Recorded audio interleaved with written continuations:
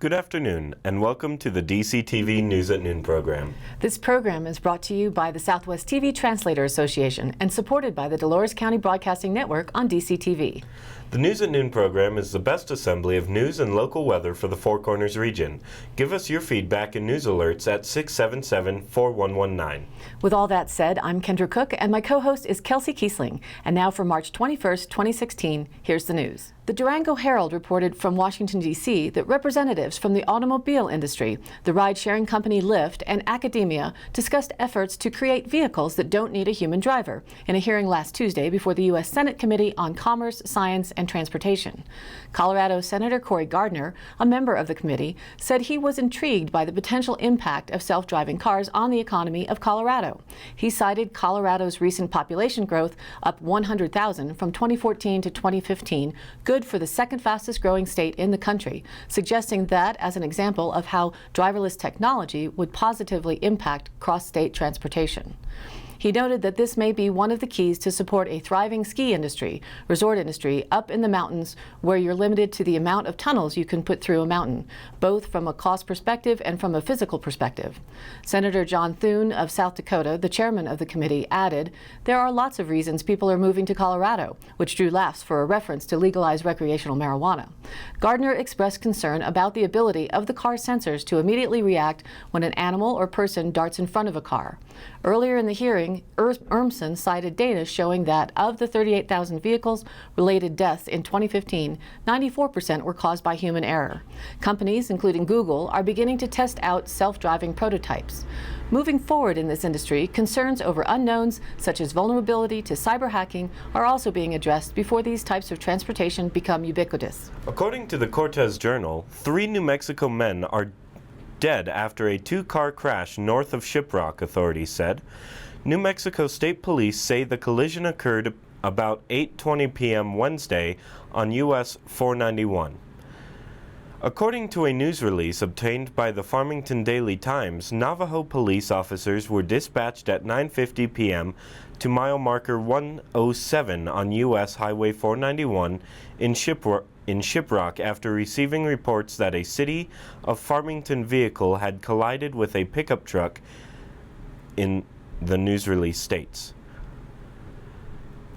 A vehicle driven by a 69-year-old Kenny Shorty of Shiprock was trying to pass 2 other vehicles and collided head-on with a car, Navajo police said. State police reported that Shorty was ejected from his vehicle and was pronounced dead at the scene. 2 Farmington men in the other vehicle, 26-year-old Chance Powell and 42-year-old Joseph Schmidt, also were declared dead at the scene.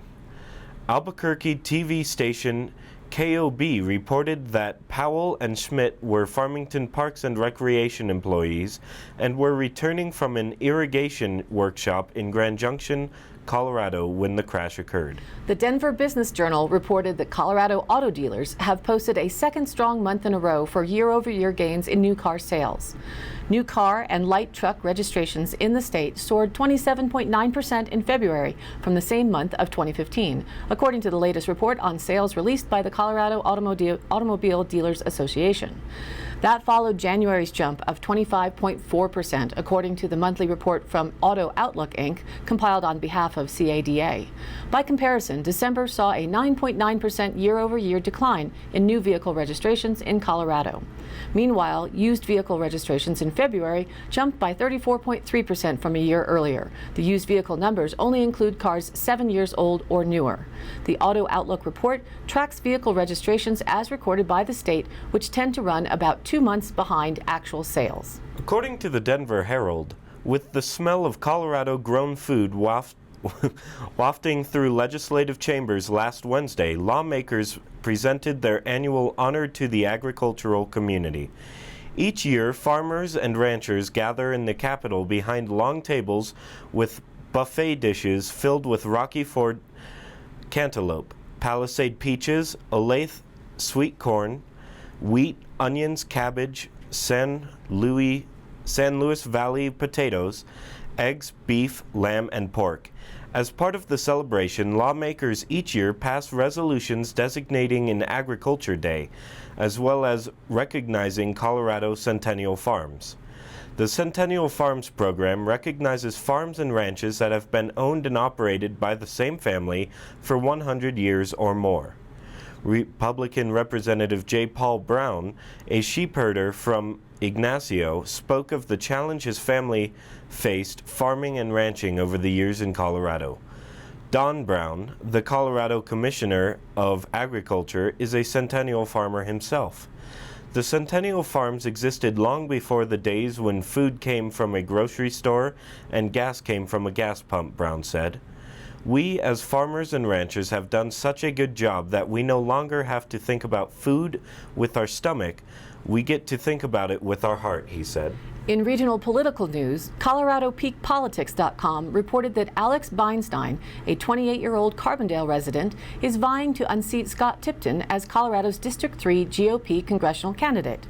In his blog, Beinstein says he's running because he wants, quote, to annihilate Islamic terror and restore America's constitutional heritage. These goals are both ambitious and a little incongruous for a guy who just 6 months ago registered as a Republican for the very first time. According to Beinstein's Colorado voter ID data, he first registered as a Republican last September, just a few months before throwing his hat in for the congressional run against Tipton. Although his voter record does not indicate previous affiliation, it appears that Beinstein's parents, Jerry and Leslie Beinstein, are lifelong Democrats. The young candidate's voter record also indicates he still lives with them in Carbondale. Although campaign finance law does not require disclosure of campaign workers' party affiliation, Democrat Jerry Beinstein is listed as the treasurer for his son's campaign. Beinstein, who claims he is politically further to the right than Congressman Tipton, grew up in the Roaring Fork Valley and attended the University of Chicago as an undergrad student. There, he produced a radio show for WHPK titled Tomorrow with Alex Beinstein. He began doing interviews for his shows in 2006 and interviewed several powerhouse politicos, including David Plouffe, Obama campaign manager, Austin Goolsbee, Clinton political strategist, and Ambassador John Bolton. Although Beinstein's political goals are lofty and resonate with many conservatives, on the Western Slope, his family affiliations are likely to be a subject of intense scrutiny as we head towards election season this fall. According to the Cortez Journal, Hesperus ski area, located 12 miles west of Durango on U.S. Highway 160, closed for the season Monday. Hesperus, known locally for its night skiing, was open for more than 65 days this season, a huge improvement from a year ago when the ski area closed February 16th after an unreasonably warm winter and Chinook winds. This year, rain and high daytime temperatures brought an end to Hesperus season. This year, early season storms helped Hesperus stay open until early March, and it usually targets the middle of March for its closing day. A dry and warm February made it difficult to last any longer. We appreciate our season pass holders, our homeschool groups, our media contacts, our Facebook friends, and all who support Hesperus ski area.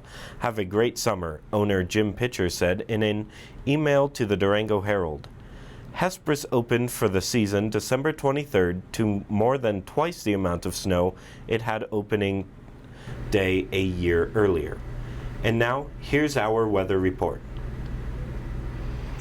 The weather story for today in our region is the increasing winds today and Tuesday. And just a note that agricultural burning is not recommended with storm watches and warnings over the Four Corners.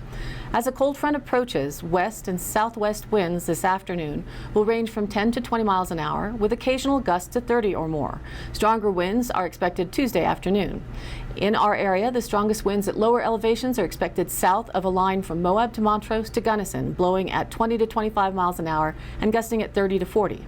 The cold front is expected to move through the area Tuesday afternoon, and its passage will cause winds to abruptly shift to the northwest with precipitation likely. As you can see the storm tracking into our region, we often receive some of that swirling effect on the western slope. The national forecast is indicating to our south and for much of the country, high pressure is holding clear and warm spring temperatures. The rain and snow is mostly in the northwest and then up the northeast coast, where again an unusual vertical low pressure ridge may even bring a few inches of snow to New York. On to the 5-day. For us here, you can see the abrupt drop in the forecast, high on Wednesday, only into the upper 40s, when we may see Tuesday evening into Wednesday that chance of rain or snow. By Thursday, the system should blow on through with highs back into the 50s and lows remaining in the 20s for the end of the week. Right now on the studio weather station, we're looking at around 57 degrees with a rising barometric pressure and winds for the moment in the low teens from the southwest. And on to the weekly CO2 numbers from NOAA in Hawaii. They're showing 404.74 parts per million for last week, the week before 403.97, 1 year ago 401.02, and 10 years ago 382.97. And now back to Kelsey with more news. According to the Cortez Journal, after more than 100 years, Fort Lewis College will finally assume full oversight over its old Hesperus campus, a move that will increase educational opportunities for students and financial income for the college. On Wednesday, the Colorado State Land Board, which has co-managed the property with FLC since 2013, unanimously approved a beneficiary use agreement turning over the complete management of the 6,300-acre campus to FLC. Our goal in taking over the management of Old Fort Lewis is to plan a future for the land that holds true to its century-old mission, to be an institution of learning, FLC President Dean Thomas said. We believe this goal means putting the educational needs of our students and the community first, and this agreement gives us more freedom to do that. Over the last few years, the college has expanded its use of the Hesperus campus for academic purposes. FLC spokesman Mitch Davis said in a news release, "The land offers remarkable ecological and biological diversity, which is being used as a laboratory by the science programs at the college," he said. "The historic and cultural history of the land offers anthropology and archaeology students a unique opportunity to study the past."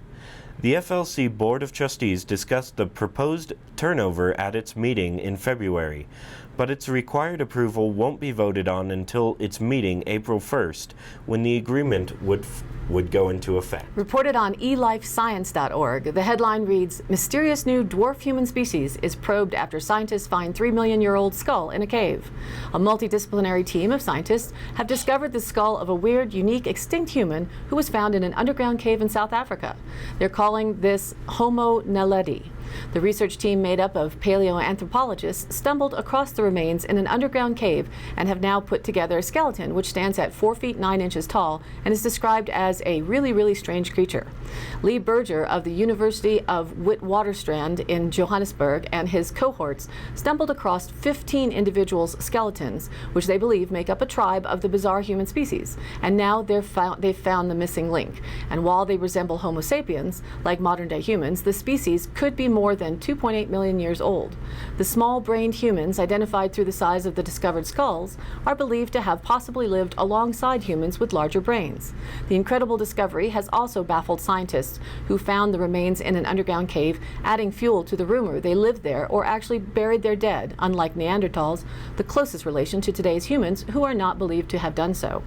More than 20 scientists were involved in the discovery and published their extensive research as part of teams from universities all over the world, including the United States, China, Switzerland, Australia, Croatia, South Africa, Italy, and the UK. According to the Cortez Journal, even though Cortez Middle School band director Katie Zdanowski hasn't yet finished her first year at the school, she says she has the best job in the world.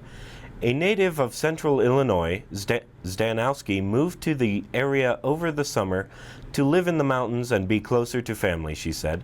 Zdanowski, a tuba player, helps direct several ensembles at the middle school and high school with colleagues Andrew Campo and Rodney Rittailer. Those groups include the high school symphonic and concert bands, the high school jazz band, and the 6th and 8th grade bands at the middle school. Though there was a steep learning curve when she first started, Zdanowski said she quickly learned how things were done. It was a smooth transition and the students were very welcoming, she said. At her previous band directing job in Illinois, Zdanowski said she worked hard to try and build up a sense of pride with her students, but she didn't have to do that in Cortez, she said.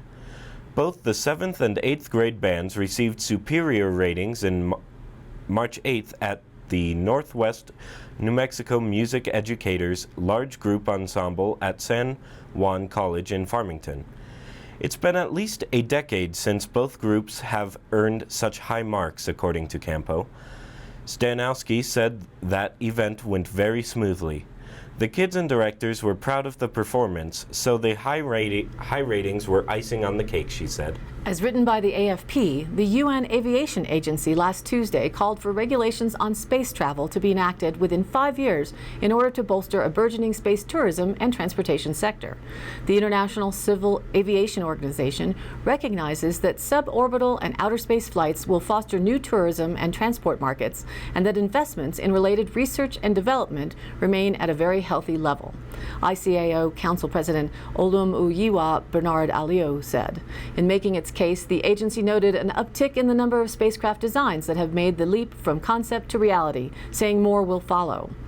ICAO, the Montreal-based agency, said in a statement that a steady increase in rocket ships launched and commercial spaceports are now becoming operational realities. Virgin Galactic, the space tourism company owned by British billionaire Richard Branson, last month unveiled a new commercial spaceship. The company's Spaceship One was the first private spacecraft to reach the edge of space in 2004. A spaceship launch facility was built in New Mexico. And meanwhile, SpaceX, owned by another billionaire, Elon Musk, has successfully launched a communications satellite into a distant orbit, but failed to land the first stage of its Falcon 9 rocket on an ocean platform earlier this month. Rules must be put in place soon to ensure safety and security in space, as well as prevent the creation of a patchwork of regulations by individual states. The agency suggested adapting the existing regulatory framework for aviation, for which the ICAO and national governments are responsible. And now for this week's Dolores County Sheriff's Roundup. The Sheriff's Office received a report of a suspicious subject at a local business. Deputies assisted the Division of Wildlife in an execution of a search warrant in the county. A county resident reported a break-in of an unoccupied residence. A deputy investigated a report of a reckless driver.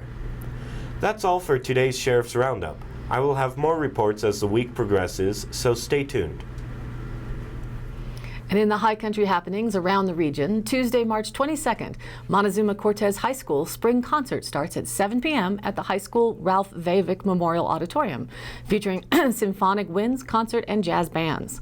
Wednesday, March 23rd, Mesa Verde National Park presents Heart of the World, Colorado's National Parks, at 7 p.m. at the Sunflower Theater on East Main Street in Cortez. This event is free and open to the public. And by a chance today, Monday, March 21st, at the Rock Outreach Building in Dove Creek between 2 and 6 p.m. Rock, or Reaching Out to Community and Kids, has a basket chance drawing to help cover costs for the 4th Easter Egg Dash, which will be held Sunday at 9, and the dash starts at 10 at the football field, featuring 2,000 eggs and 300 golden eggs. Boy Scouts will be selling breakfast, there's a bounce house, Stud will be painting faces, and a free picture booth is available. And finally, for today's end note, in your spare time, look up what's important about Göbekli Tepe. We'd love to share information about what's happening to support all of the regional groups, individuals, and communities, so please let us know your event by sending an email to dcbnnews@gmail.com or call the station at 970-677-4119. And we're adding all of the high country happenings onto our Facebook page. Again, thanks for tuning in. This program is aired live at noon and rebroadcasted at 2:30 and 8 p.m. on Channel 32.1 Dolores County, on Channel 30.4 in Montezuma County, and their cable Channel 5. And you can also rewatch the broadcasts on YouTube at the DCTV News at Noon channel. And please like us on DCTV News at Noon Facebook page and follow us on Twitter. For Kendra Cook and all those who are working to bring you DCTV and the News at Noon program from Dove Creek, USA, I'm Kelsey Kiesling. See you next time.